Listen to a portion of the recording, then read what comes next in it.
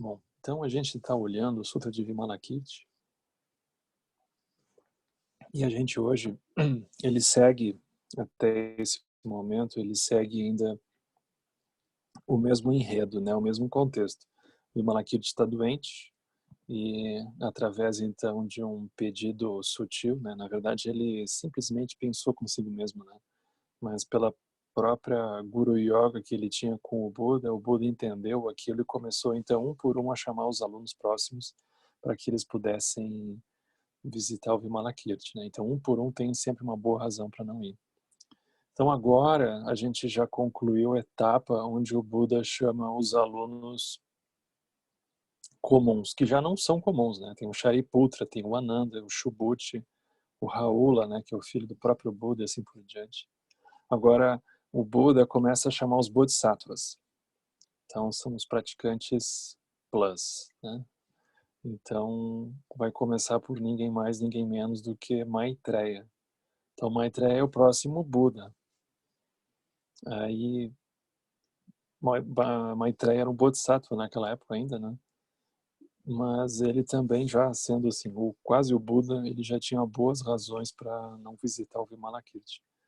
Aí o próprio Maitreya vai se explicar, né? Por que que ele não foi visitar o Vimalakirti? Aí o Buda diz assim: então, honrado pelo mundo, ele ordenou que o Bodhisattva Maitreya para fazer a visita e perguntar sobre a sua doença, né, o Vimalakirti. Mas o Bodhisattva Maitreya, ele também declinou, dizendo, honrado pelo mundo, é o próprio Buda, né? Eu, assim como os outros, eu não posso ir até lá. E aqui está a razão. Certa vez, eu estava com os deuses do céu de Tushita, discursando sobre a prática que leva ao estágio onde não há retrocesso para os reinos inferiores. Então, o céu de Tushita, para quem não lembra, ele era é um reino celestial, que é o reino onde o próprio Buda estava antes de aparecer aqui no reino dos humanos, né? Então, ele estava no céu de Tushita. Então, o Maitreya também já estava por lá, né? E não sei se vocês lembram do Sutra do Diamante, tinha momentos, né, do diálogo do Subhuti com o próprio Buda, que o Buda descrevia para o Subhuti aqueles estágios, né? Então tem o estágio daquele que entrou na corrente, aí tem o estágio daquele que tem mais um retorno, aí tem o estágio daquele que não tem mais nenhum retorno.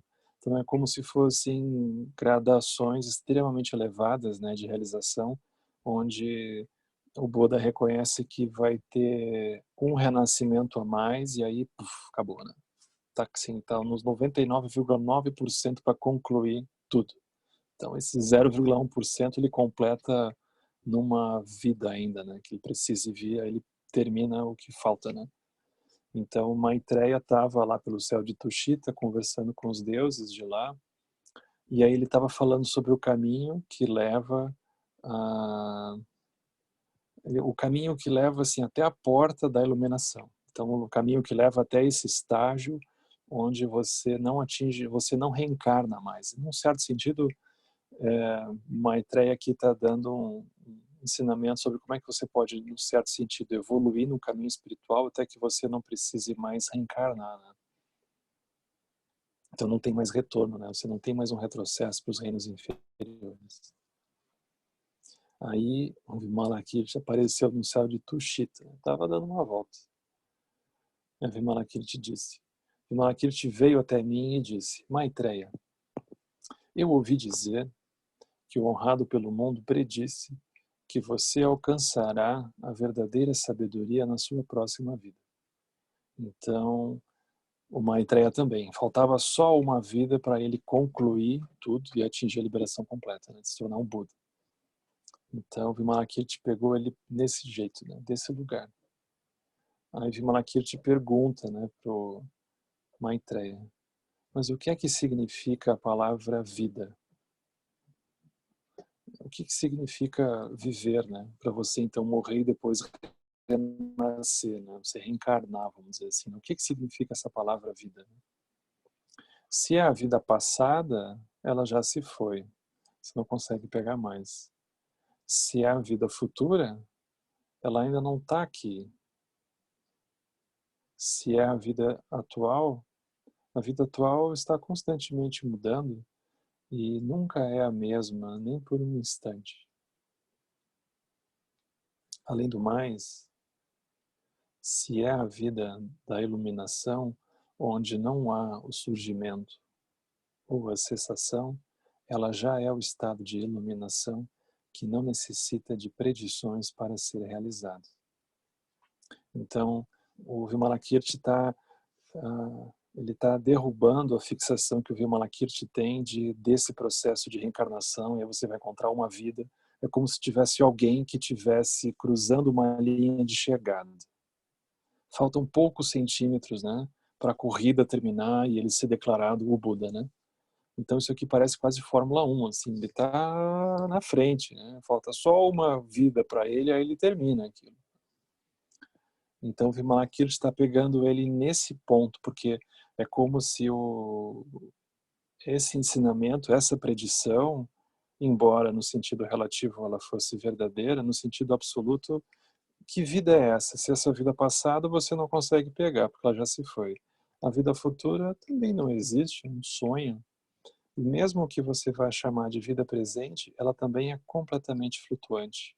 Você não sabe muito bem qual é o pedaço da vida presente que você pega para tomar por base, para então fazer outras coisas. Porque a própria sensação da vida presente, ela muda o tempo inteiro, ela não é contínua, né? É só a gente olhar para a nossa vida. A nossa sensação de vida presente de 10, 20 anos atrás era completamente diferente. A gente não tem ideia do que vai ser daqui a 5, 10 anos. Talvez seja completamente diferente também. Então a gente não sabe muito bem qual é o trecho que tu pega para dizer que essa é a vida presente mesmo, né? Então ele está pegando o Maitreya desse ponto, né? Aí ele vai dizer do ponto de vista da própria iluminação, né? Da própria liberação. Ou seja, se isso que essa condição, né, é a vida da iluminação, onde não tem surgimento ou cessação, no sentido grosseiro, então ela já é o estado de iluminação, assim, ela já é a natureza dos seres. Ela não precisa de predições para ser realizada, porque essa já é a natureza das coisas, né? Quando a gente lembra do Sutra do Coração, de que as coisas nem nascem nem morrem, essa já é a natureza da realidade nesse momento. Você não precisa imaginar que você precisa morrer, renascer para então ver isso. Isso já está acontecendo. Então, visto que todos os seres eles não podem existir fora da talidade, ou seja, todos os seres eles habitam dentro dessa realidade, eles já existem dentro dessa realidade. Então, se o Maitreya pode receber a predição da realização, todos os outros seres deveriam também recebê-la.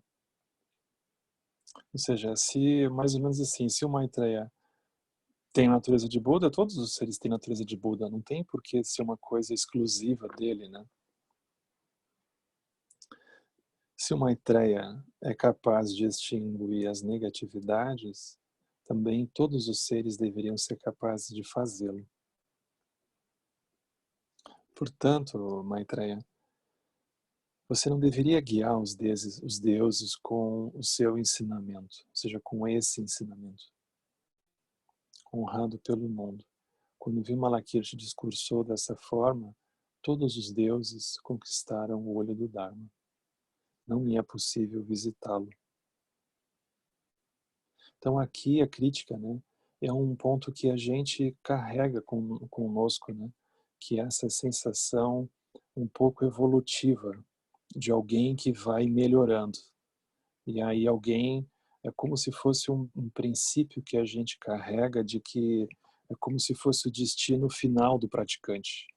Então ele entra numa jornada, ele entra num caminho, o destino final, assim, o ponto de chegada, né, é o nirvana. Então a gente, é como se a gente não percebesse que a gente afunilasse aquilo tudo dentro da perspectiva pessoal, da identidade. Então tem alguém que está cruzando a linha de chegada da iluminação, alguém que chegou lá. Então é isso que o Vimalakirti está criticando dentro dessa postura de alguém que está evoluindo num sentido grosseiro, né? Qual que é o sentido grosseiro? É o sentido de alguém que está se distanciando dos outros, assim, pobres mortais que estão afundando no samsara e ele está subindo as escadarias do céu da liberação. Então tem uma visão dessas, né? Então ele está quebrando um pouco essa visão que às vezes a gente tem, né? De a própria liberação ela ser simplesmente uma condição melhor de nós mesmos, né? É como se a gente iluminado fôssemos nós num dia super bem, assim, né? A gente com a mente estabilizada, a gente começa a todos os seres, os longos equilibrados, e então isso deve ser liberação, deve ser isso, né? Uma versão melhor de nós mesmos, né? Então o Vimalakirti ele está desconstruindo isso. Se vocês olharem, é uma semelhança muito grande, né, desse contexto do Vimalakirti com o Sutra do Diamante, porque ambos eles estão o tempo todo desconstruindo essa percepção pessoalizada da realização, da iluminação, do sofrimento também, da liberação. É como se a gente tivesse uma tendência a sempre afunilar para alguém, para uma identidade, né? Então é uma outra forma da gente apresentar e da gente praticar o caminho que não seja simplesmente voltado para uma percepção que no fundo facilmente se torna materialista, né? Materialismo espiritual, né? Então aquilo se afunila numa identidade. Então aqui o Vimalakirti está fazendo isso, né? Com o Maitreya. Aí sobrou para ele, né?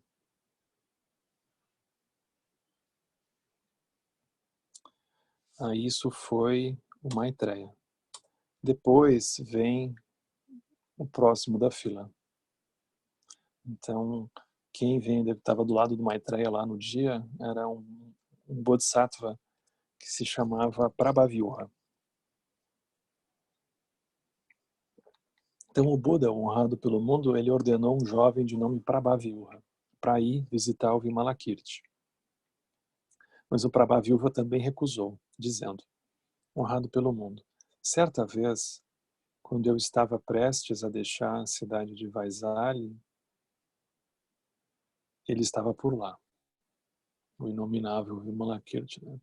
Tava por lá. Aí, vocês olhem que interessante essa conversa, né? Eu lhe perguntei de onde ele vinha. Então, o Prabhaviúva encontra o Vimalakirti e pergunta, né, de onde ele vem. E Vimalakirti respondeu que ele vinha do local do aprendizado do Dharma. Então é muito interessante, né? Ele não vai dizer assim, eu venho de tal cidade, eu venho de tal família, eu venho de algum lugar do samsara, né? Que é em geral o que a gente costuma fazer, né? Ele não vai apresentar o passaporte, assim dizer, né? Ele vai dizer, eu venho do local do aprendizado do Dharma. Aí o Prabhavyuha perguntou, né? Quando eu perguntei onde ficava o local do aprendizado do Dharma, então ele ficou interessado em saber onde é que era, né? Então, é interessante esse diálogo, porque o Prabhavyuha, ele representa a visão que a gente tem grosseira das coisas, né? Dos lugares, os lugares físicos, os lugares externos, né? Então, ele representa essa visão externalista das coisas. E o Vimalakirti vai responder, a mente correta é o local para o aprendizado do Dharma, porque não há falsidade nela.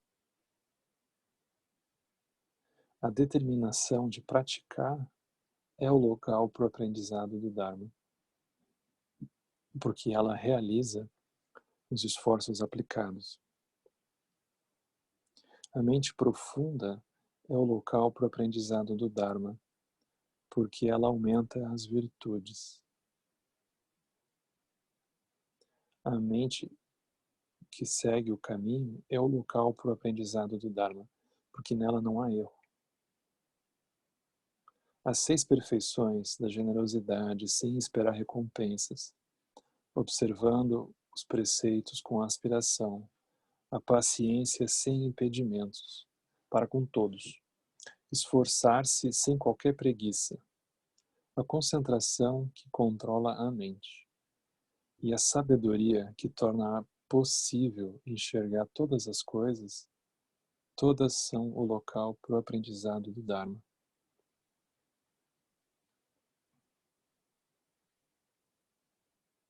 Então, o Prabhaviyoga, quando ele pergunta, ele quer saber de uma identidade de novo, né? Ele quer saber de alguém, alguém que tem um cartão de apresentação. Então, o Vimalakirti, ele vai sempre ultrapassar isso, né? Então, ele está falando de um lugar sutil aqui, ele não está falando de um lugar grosseiro, né? Então, por exemplo, a gente se dá conta de que não adianta a gente dizer que a gente vem de um local físico, ou seja, que o local físico é o local do aprendizado do Dharma por si, né? Mas o local do aprendizado do Dharma é a habilidade da gente lidar com o que surge dentro de nós quando a gente chega no lugar físico. Então, qualquer lugar físico se torna um local para praticar o Dharma, porque não é o aspecto físico que está nos interessando. O que nos interessa é o que suscita dentro de nós quando a gente chega naquele lugar físico. Então, isso é a coemergência. O que nos interessa é o que acontece dentro quando a gente chega nos lugares. Então, a nossa prática vai se dar nesse ponto. Então, não tem lugar físico que a gente não consiga fazer prática desde que a gente tenha os meios para fazer isso, né? Então, o Vimalakirti, ele representa essa perfeição, né? De qualquer lugar você conseguir transformar em lugar profundo da prática do Dharma. Ele tem essa habilidade.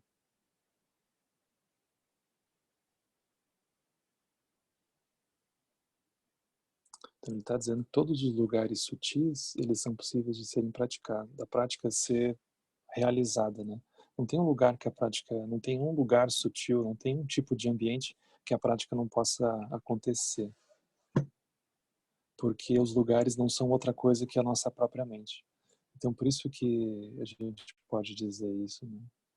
Então, o Vimalakirti vai dizer: as 4 mentes incomensuráveis da bondade amorosa que ama todos igualmente, a compaixão que alivia os sofrimentos dos outros, a alegria com o Dharma e com a felicidade dos outros, e a não discriminação entre o amor e o ódio, eles são o local para o aprendizado do Dharma.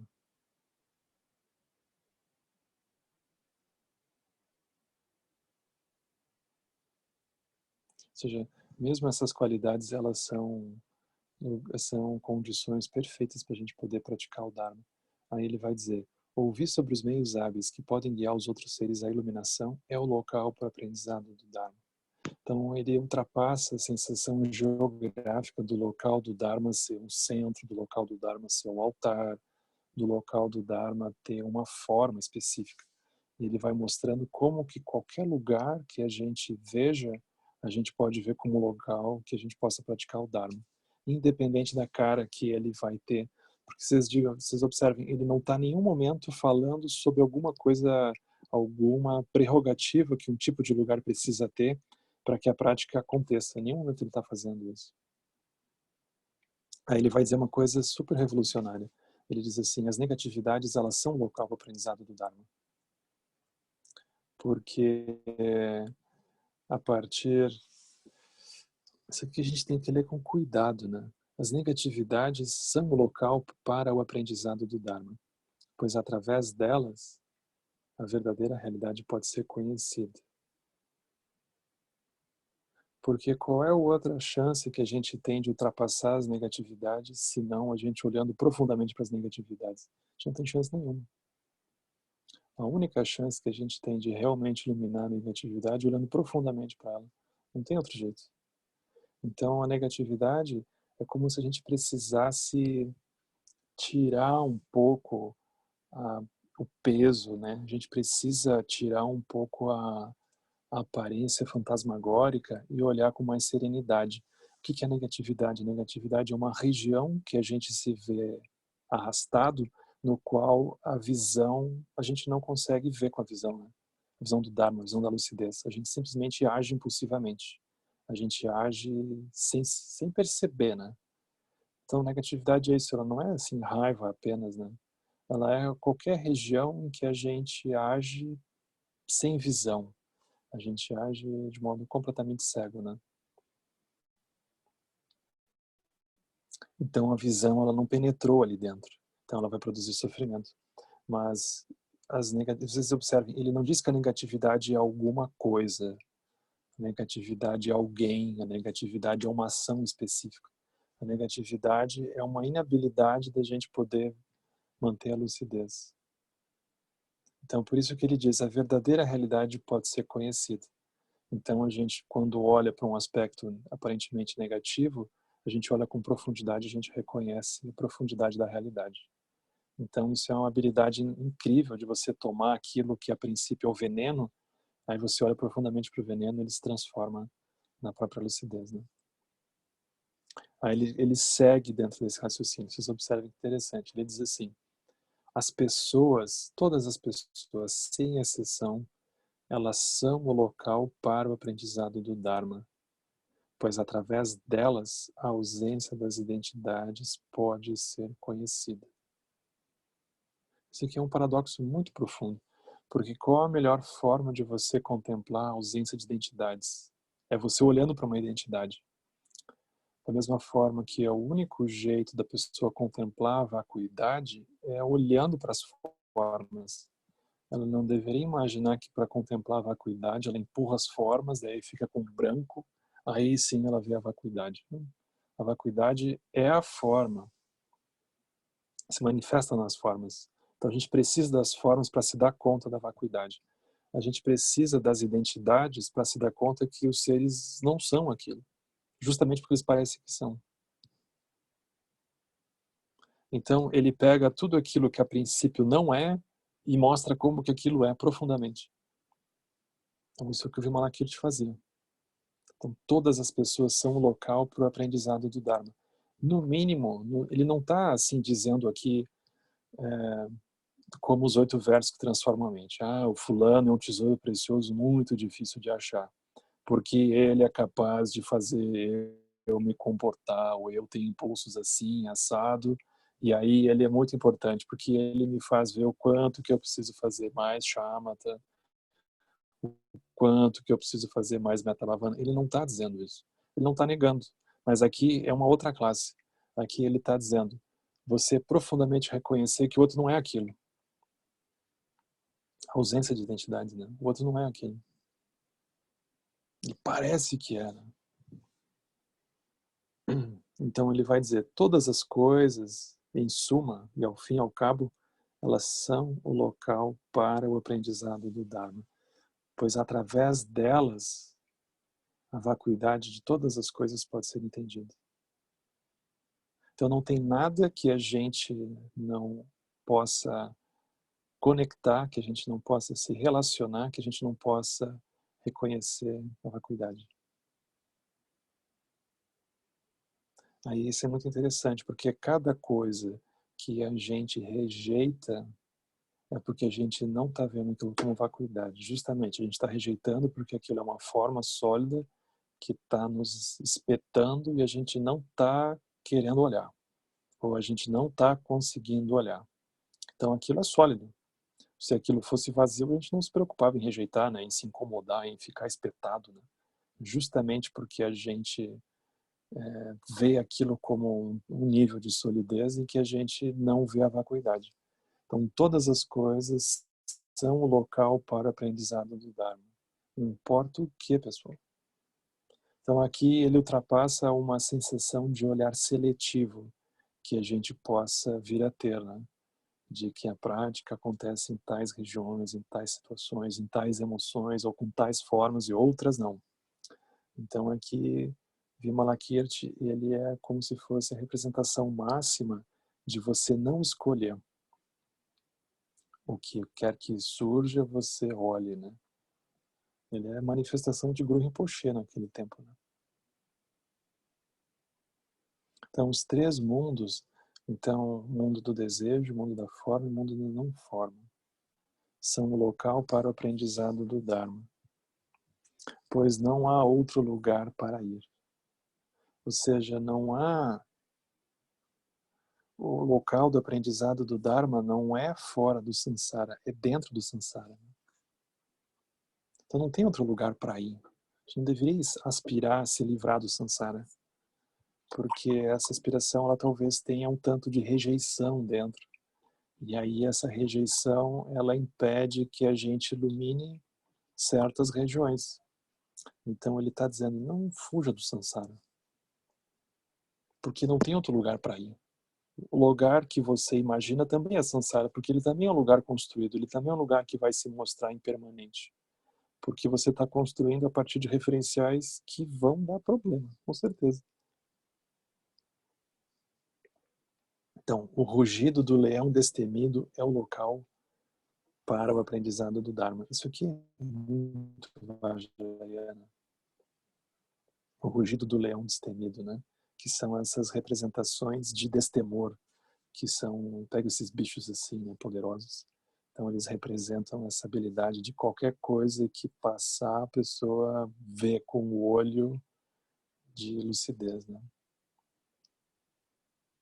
Então conhecer todas as coisas em um pensamento através da onisciência é o local para o aprendizado do Dharma. Se um bodhisattva cultivar o caminho desta forma e guiar os outros, então todas as suas ações, mesmo uma ação besta, assim, como levantar ou abaixar sua perna, serão um local para o aprendizado do Dharma. Porque não é levantar ou abaixar a perna, né? É onde é que está a mente da pessoa enquanto ela está fazendo aquilo. Então, ele desmagnetiza as coisas como tendo uma importância em si mesmas. Ele desmagnetiza, a gente precisa fazer isso.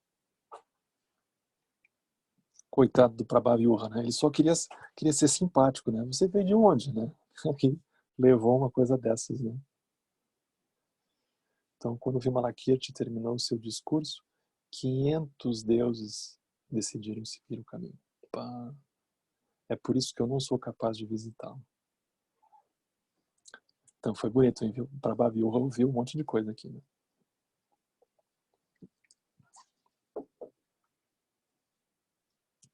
Aí vem esse... É super interessante também, né? O próximo Bodhisattva, né? Então aqui todos eles são Bodhisattvas, né? Eles não são coisa pequena, né?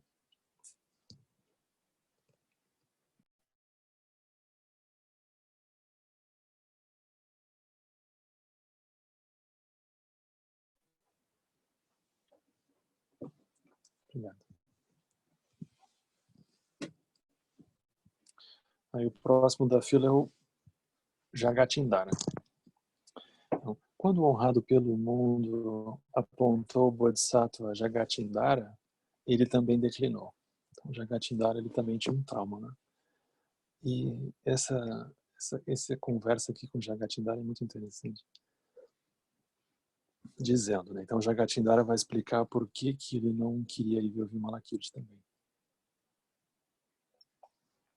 A Jagatindara disse assim, certa vez, enquanto eu estava sentado num quarto silencioso, então, ele estava meditando, tranquilo, sozinho, assim, estava a princípio tudo certo, né? Jagatindara era um monge, né? Era um monge muito, muito correto, né? Então eu estava sentado num quarto silencioso, assim, estava tudo certo. De repente, um demônio, personificando o deus guardião Indra. Então, Indra é um das principais figuras do panteão do reino dos deuses, né? E o Indra, especialmente, ele tem uma conexão com o Buda, né? Ele é um guardião, assim, ele apoia o Buda, né? Ele protege também. Aí, de repente, apareceu o Indra lá dentro do quarto de meditação dele. Só que ele não estava sozinho. Ele estava acompanhado por 12.000 deusas. Tinha 12.000 moças junto com o Indra, né? Para desespero do pobre Jagatindara, que estava sozinho meditando no quarto quietinho, né?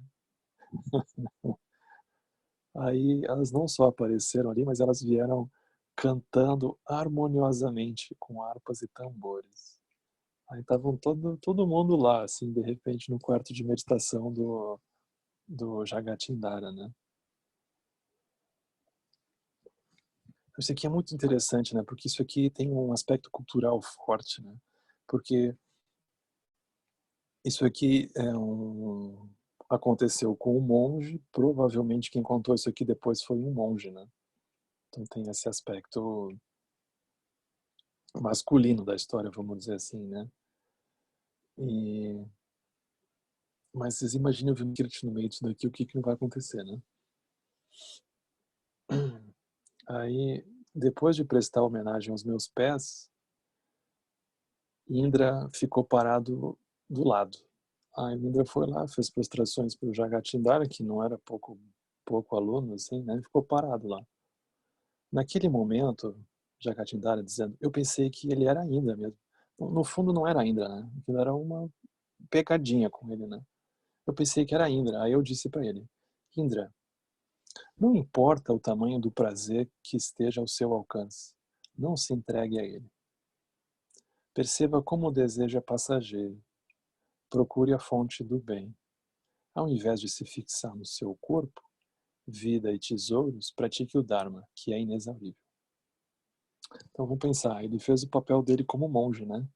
Ele estava ali, aí aparece o Indra com 12 mil deuses, ele olha para aquilo, né? Ele é um monge, ele pensa, opa, o que eu deveria fazer nessa hora? Aí ele olha para o Indra e diz, olha, isso não vai dar certo, não importa o tamanho do prazer que esteja ao seu alcance, não se entregue a ele, isso vai ser samsara, né? Você fuja disso. Perceba que o desejo é passageiro. Coitado, o Indra não falou nada. Vocês observem que interessante, né? O Indra não falou nada sobre isso, ele só olhou. Aí os karmas do Jagatindara começaram a florar ali, né? Tá todo mundo quieto, né? Aí vocês observem o que que acontece, né? Aí o Indra, esse, disse assim, Bodhisattva, você que é um Bodhisattva, né? Por favor, aceite essas donzelas celestiais e use-as como servas para limpar sua residência. Isso aqui é a Índia antiga, né? Então isso aqui era meio de praxe naquele tempo, né? Eu acho que hoje em dia não mudou muito, não, infelizmente não, mas é um pouco assim, né? Aí o Jagatindara ficou um pouco ofendido, né? Porque, coitado, ele era um monge renunciante. Aí aparece 12 mil deuses e ainda quer oferecer para ele, né? Aí o Jagatindara disse, não, elas não têm nenhum uso para um mendicante. Então aquilo para ele é meio ofensivo, assim, né? Naquele momento, Vimalakirti estava demorando, né? Vimalakirti apareceu e disse, ele não é Indra, é um demônio que está tentando seduzi-lo. E funcionou direitinho, né? Porque se ele fosse bem resolvido com isso, ele não ficaria com essa cara, né? Mas aí, esse é o ponto, né? Ela simplesmente monta um cenário e ele cai direitinho, né? Com os votos de monge, com a prática de bodhisattva, ele então entra ali dentro. Né? Aí chega o Vimalakirti, que a princípio era o promíscuo da turma, né? Porque se vocês lembrarem dos primeiros parágrafos assim do sutra, era ele que andava por uns lugares assim meio suspeitos, né? Aí Vimalakirti, né, que a princípio era fora da curva, né, ele apareceu lá e disse, olha, este não é Indra, ele é um demônio que está tentando seduzi-lo. Aí o Vimalakirti disse para o demônio, que era Mara, né, você deveria dar essas mulheres para mim. O Vimalakirti era peitudo, né, era bonito de ver, né? Aí o demônio ficou apavorado, né? O demônio desapareceu apavorado e deixou as moças lá, né, no quarto do Jagatindara, né? O Jagatindara olhando com uma cara assim, imaginando. Aí eu vi Malakirti, que era completamente lúcido, né? Ele diz assim, disse às donzelas celestiais.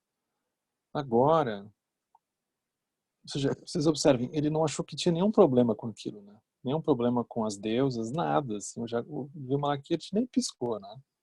Aí ele olhou para as moças e disse assim, bom,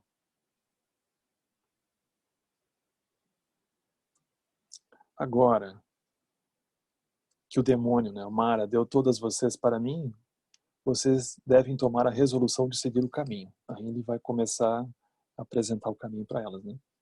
Então, o Vimalakirti começa a dar ensinamentos para elas, né? Então, ele as guiou até a aspiração, cada uma de acordo com a sua capacidade, e disse: agora que vocês decidiram seguir o caminho, alegrem-se com o Dharma. Vocês não deveriam desfrutar os prazeres dos desejos, no sentido de ficarem presas por aquilo, ficarem dominadas por aquilo, né? De modo que vocês não consigam manter a aspiração de trazer benefício aos seres, vocês não consigam ter qualquer outro olhar que não simplesmente um olhar do próprio samsara, né? Aí uma das donzelas perguntou: e o que é a alegria do Dharma? Vimalakirti disse: a alegria do Dharma é ter fé no Buda, é desejar ouvir o Dharma e ter respeito e ser caridosa com os outros. Além disso, significa libertar-se do desejo e encarar seus corpos como inimigos. Viver de acordo com o Dharma, cortando as negatividades, não tendo medo de ouvir o Dharma, protegendo-se dos amigos maldosos, mantendo relações próximas com bons amigos, mantendo a mente pura e praticando o Dharma ilimitado. Então ele dá um ensinamento nesse contexto aqui, um pouco o caminho do ouvinte, né? Então era o que ele conseguiu naquele momento, né? Essas são as formas de encontrar a alegria do Dharma.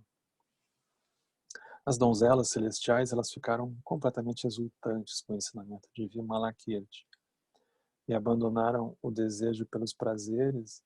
Aqui, assim, abandonaram o refúgio no samsara, né? E puderam, então, retornar ao palácio do demônio.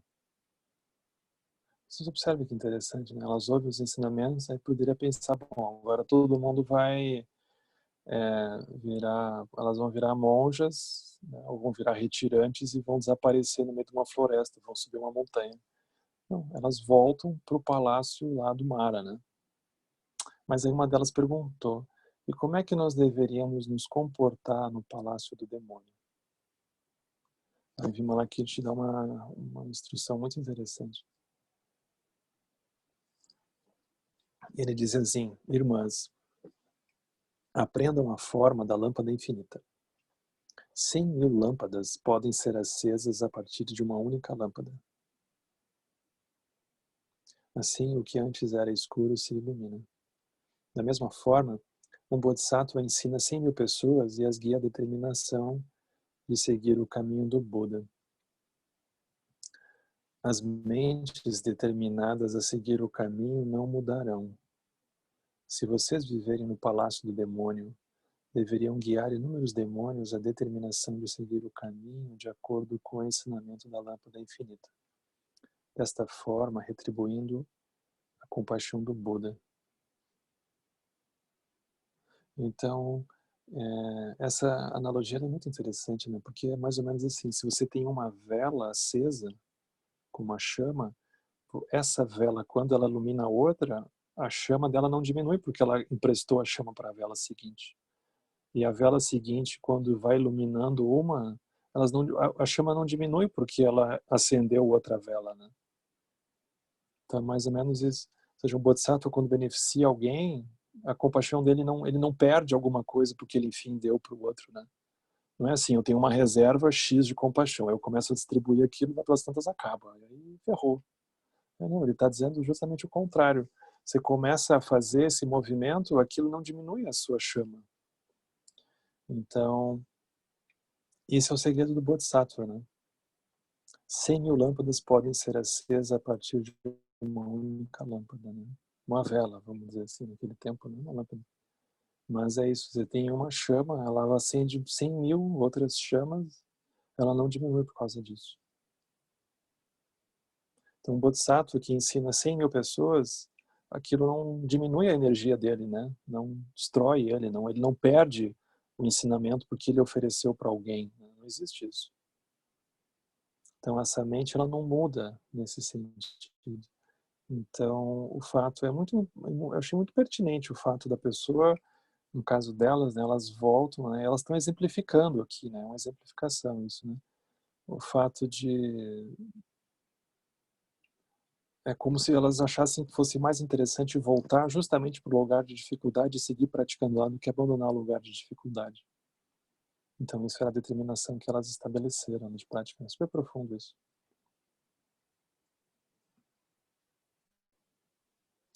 Então, é mais ou menos assim, né? Tendo o voto de Bodhisattva, qualquer lugar é importante. Por mais, a princípio, palácio do demônio que aquilo pareça, tendo o voto de Bodhisattva, aquilo é o lugar para a prática acontecer, né?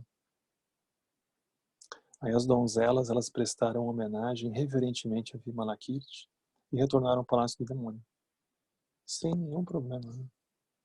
Honrado pelo mundo. Vimalakirti possui um poder sobre-humano, sabedoria e poder de persuasão tão grandes que eu não posso, de forma alguma, visitá-lo. Então isso foi Jagatindhara.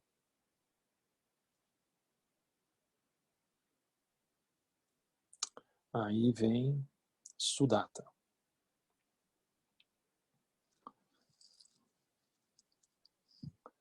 Sudatta é interessante também. Então, honrado pelo mundo, então, ele indicou o Bodhisattva Sudatta, que era filho de um homem abastado. Então, o Sudatta aqui, ele vai representar uma coisa muito, muito particular da Índia antiga, que era, ele vinha de uma família abastada, né, o Sudatta, uma família provavelmente de Brahmanes, né, e tinha essa característica de você, que é uma característica da cultura oriental de modo geral, né, de você fazer grandes atos de generosidade, né, para com pessoas que se devotam ao caminho espiritual, né? Você fazer grandes atos de generosidade às instituições espirituais, né? Isso é muito comum lá, né? Muito bonito isso. Então o Sudatta, ele vinha ele não só era um praticante, aluno do Buda, né, um bodhisattva, mas ele era também ele vinha de uma família de muitas posses, né, de muito dinheiro. Aí o Sudatta também não topou, né? Aí o Sudatta diz assim: honrado pelo mundo, eu não sou qualificado para ser mensageiro. Alguns anos atrás, eu organizei um encontro do Dharma para praticar a generosidade caridosa. E por dias eu ofertei presentes aos monges e aos pobres. Então ele, com muito dinheiro, né, com muitos recursos, então ele vai oferecer parte dessa riqueza de forma caridosa para os pobres, para os praticantes, para quem estivesse por ali, né? A Vimalakirti também apareceu, né? Coincidentemente. Filho de Vimalakirti apareceu e disse: filho de ricos. Então, Sudatta não estava sozinho, né? Então, na versão mais estendida, a gente vê que tinham outros jovens, né? Como ele, também todos eles abastados, né? Todos eles com muitas posses, com muitos recursos. Aí estavam todos ali nesse trabalho de oferecer donativos, né? Aí Vimalakirti disse assim: filho de ricos, ao invés de realizar um encontro para oferecer tesouros, você deveria patrocinar o encontro para oferecer o Dharma. Aí o Sudatta ficou sem entender, né? Então eu lhe perguntei o que queria dizer por generosidade do Dharma. Vimalakirti respondeu: um presente do Dharma, ele é oferecido de uma única vez para todos. Ou seja, seguindo o caminho do Buda, tendo grande compaixão para salvar os outros. Mantenha a mente alegre para que o Dharma prevaleça. Mantenha uma mente não discriminatória para alcançar a verdadeira sabedoria. Ofereça com caridade para suprimir a ganância. Observe a disciplina para guiar aqueles que violam os preceitos. Seja paciente e esforce-se. Alcance a sabedoria pela concentração. Saiba da verdade da vacuidade ao ensinar os outros. Saiba que todas as coisas são um agrupamento temporário de elementos, que não há uma natureza própria permanente. Determine-se a restringir as paixões maldosas, aproximando-se dos sábios. Evite o apego ao mundo com a mente focada no Buda. Ouça atentamente e viva de acordo com o ensinamento. Permaneça em silêncio e viva o Dharma livre de tensões. Pratique meditação para se aproximar da sabedoria do Buda. Liberte os outros de seus grilhões e leve-os a vidas virtuosas. Corte negatividades, purifique a terra e conquiste todos os tipos de sabedoria. Isso se chama reunião para oferecer o Dharma. Um Bodhisattva nessa reunião, ou seja, dentro desse panorama, ele é chamado de mestre doador e solo da felicidade. Super bonito, né? Então ele tira o fato daquilo ser você está simplesmente fazendo alguma coisa material como sendo uma prática realmente profunda. E aí ele joga a luz, ele pega aquilo e joga numa outra direção, né? Ou seja, onde é que está a sua mente enquanto você está fazendo o que você está fazendo? Então ele coloca a luz nesse ponto, né? Aí o Sudatta diz assim: honrado pelo mundo. Quando Vimalakirti ensinou esse Dharma, 200 Brahmanes resolveram seguir o caminho. Minha mente foi purificada. Eu prestei homenagem aos seus pés e ofereci o meu colar para ele.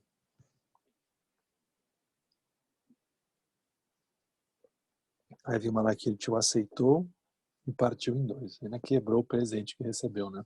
Na frente do rapaz, né? Aí ele deu uma das metades para o mais pobre mendigo da reunião e a outra metade para o Buda Sudurjana. Isso aqui que ele fez é muito impressionante. Vimalakirti disse: se o doador mantiver uma mente de igualdade que não discrimina ao oferecer para os mais humildes ou ao fazer oferendas ao Buda, e ao mesmo tempo ele não espera quaisquer resultados favoráveis por esse ato, esse é chamado de um presente perfeito do Dharma. Daquele momento em diante, o mendigo humilde decidiu seguir o Dharma. Por essa razão, sou incapaz de ir até ele.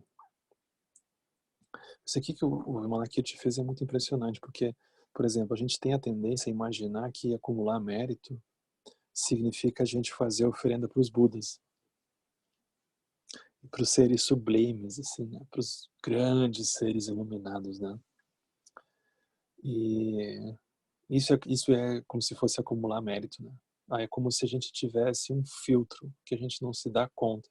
Então a gente tem como se fosse um ranking de acumular mais méritos. Então parece que quanto mais elevado for o mestre, ou mais elevada espiritualmente for o local que a gente oferece, mais méritos a gente recebe, né?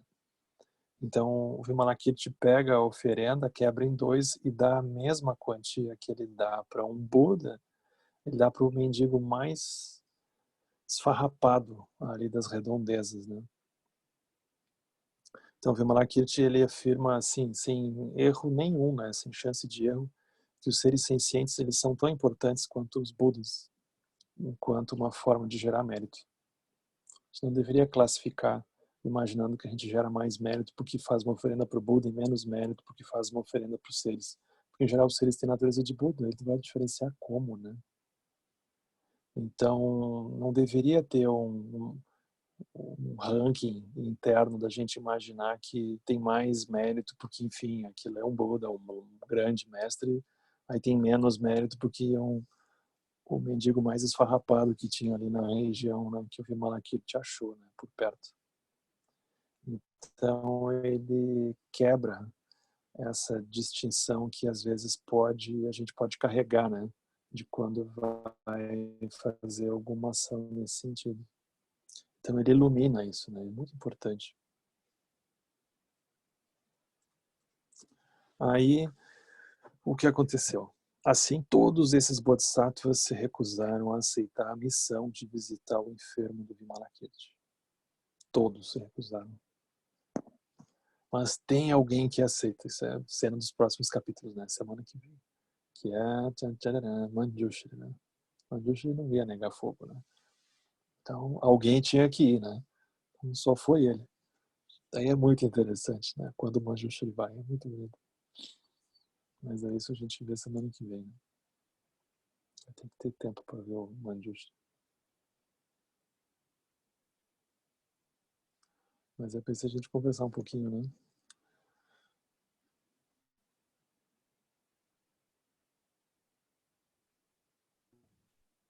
Henrique, Oi. que Buda é esse? Ele foi? É Essa, um da. eu nem sei, sabe? Porque são tantos Budas. Quando tu vai ver o Buda Dharma, eles falam em Budas assim que a gente nem imagina, né? Mas são muitos Budas, né? Nem sei. Saberia dizer que especificamente deve ter alguma história a respeito, né? Com certeza, né? Mas especificamente eu não saberia exato, né? Que são anteriores, talvez. Anteriores que você já está com o Buda, Eles já são anteriores. são é melhor pensar que eles são simultâneos, sabe? Tá. São Budas que estão aqui agora. Uhum. Estão ali, né? Eles são simultâneos. Tá.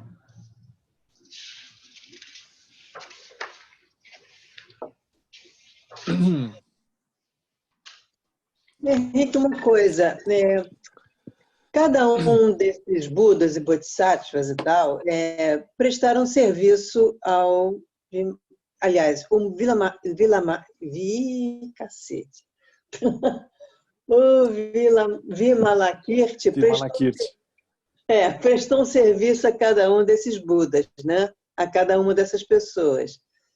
E isso fez com que ele fosse indigno de ser de alguma maneira visitado qual é essa relação, né? Por que se ele prestou algum serviço, por que não? Qual é esse sentido dessa visita, né? Qual seria? Por que eles têm medo, né?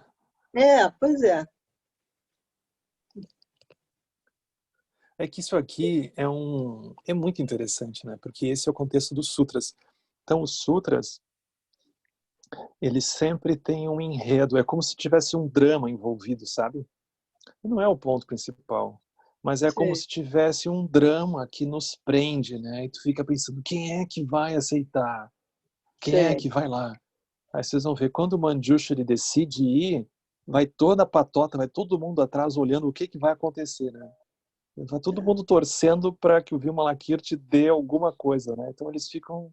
Então isso é como se fosse um meio hábil também da própria transmissão do ensinamento.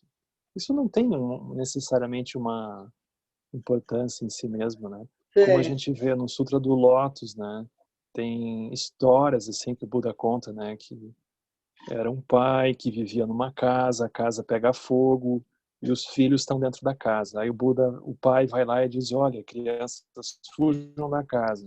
A casa está em chamas. E as crianças estavam lá, um mexendo no celular, outro estava jogando videogame, estava, enfim, lá nas suas bolhas, né? Aí o pai inventa um brinquedo. Ele diz: olha, lá fora tem um brinquedo novo, super legal. Então são meio usáveis, né? As crianças saem da casa. Depois o Buda explica: olha, isso foi meio hábil, porque se ele chegasse e dissesse que, tipo nós, assim, o Sansara vai desabar. Nós, tá, pois é, mas é que amanhã eu tenho uma reunião, não posso perder, e assim nós vamos indo. Então, meios hábeis que vão surgindo e a gente vai acordando dentro disso. Então, o Vimalakirti, ele simula uma doença, né? Ele fica lá com uma cara meio dramática, assim, esperando alguém. E ele deve estar rindo, né? Vendo os alunos do Buda, ele não faz nada, coitado, estava lá deitado na cama esperando, rindo de um por um deles ali, um pouco com medo dele, né? Pois é. E esse é muito bonito, meio hábil, né?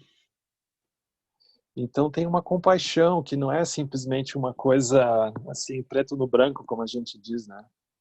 Tem um enredo, né? Tem uma história que que faz parte, né? Que é muito a ver com a nossa própria vida, né? A gente é cheio de dramas, né? Cheio de histórias e coisas cruzadas que acontecem, e no meio daquilo a gente vai andando, né? Então é como se fosse uma reprodução também um pouco desse nosso drama pessoal, assim, nas nossas vidas e relações, e aquilo então entra por dentro desse romance, assim, né? E aquilo tem uma lucidez dentro, né? Uhum. Super meio hábil, super bonito. Ok. Eu acho que é por isso que o Dzonzar gosta tanto de filme, né?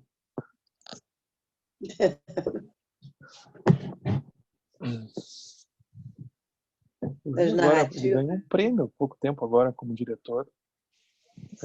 Esses dramas são muito legais.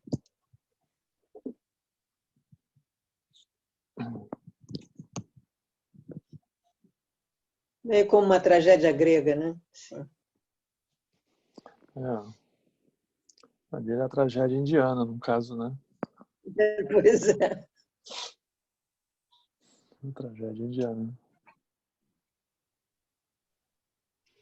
O que eu acho interessante nesse sutra, Henrique, é que cada um deles, cada um que não vai, o argumento é assim, é muito próximo da gente. É como se quase como se fosse uma coisa comum, assim. Eu poderia responder, não, eu não vou isso aqui não, porque eu não sei fazer isso, ou eu não sei o quê. É quase isso, não é que assim, tão próximo, óbvio, são todos né, iluminados aqui, mas é como se fosse tentar mostrar para a gente que tudo que a gente está pensando é meio desconstruído aqui, né? Eles nos representam, né? Cada um desses alunos do Buda nos representam, né? De alguma forma.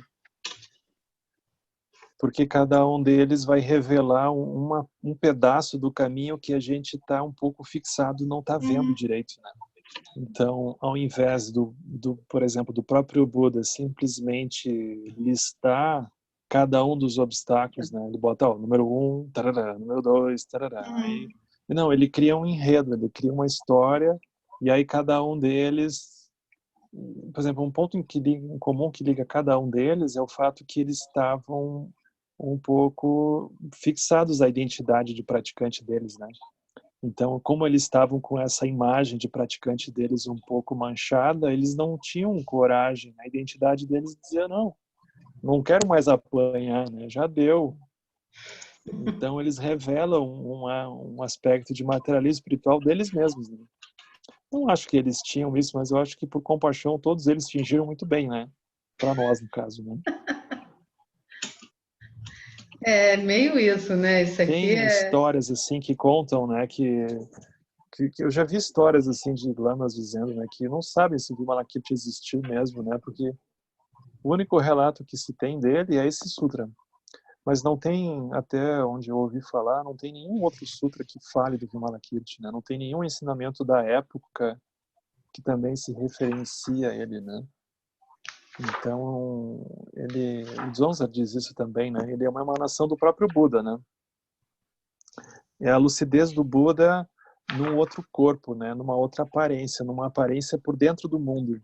Enquanto que o Buda, enquanto meio hábil, né, por compaixão, ele vai dar preferência por uma apresentação do caminho, né? Uma apresentação mais monástica, mais recolhida.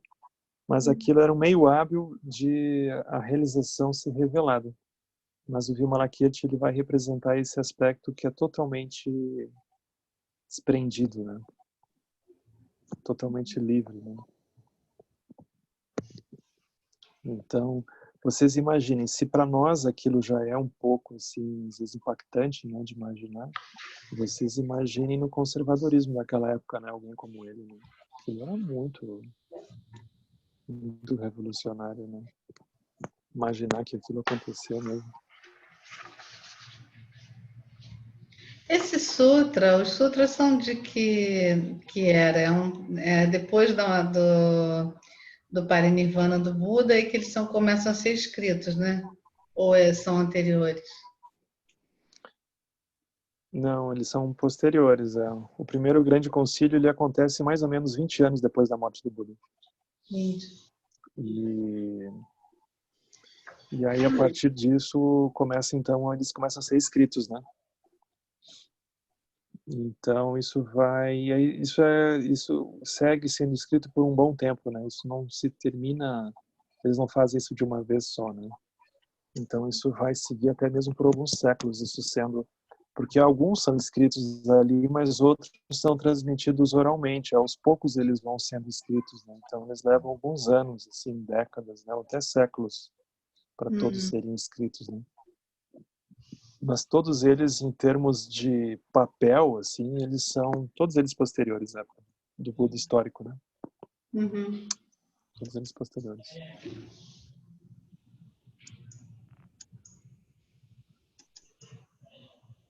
E que bom, nem todos sobreviveram, né? Tem vários textos que se perderam, com certeza, no meio do caminho, né? Porque não tinha tecnologia para guardar aquilo, né? Eles também não tinham... Tudo muito precário naquele tempo, né? E o budismo sempre foi uma tradição que no Sansara nunca teve uma coisa imperialista, né? Então ele foi um pouco fugido da Índia, né? Quando foi devastado, né, da Índia, né? No Tibete também. Os mestres fugiram com o que conseguiram pegar, botar debaixo do braço e ir embora, né? Então, em vários lugares isso aconteceu uma coisa um pouco assim, né? Então, muitos se perderam, né? Que bom que os que sobraram são super bons, né?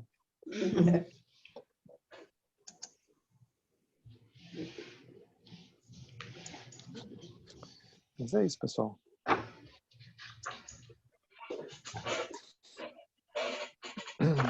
Acho que semana que vem a gente continua, então. Obrigado a vocês pela paciência, participação. Obrigada, Henrique.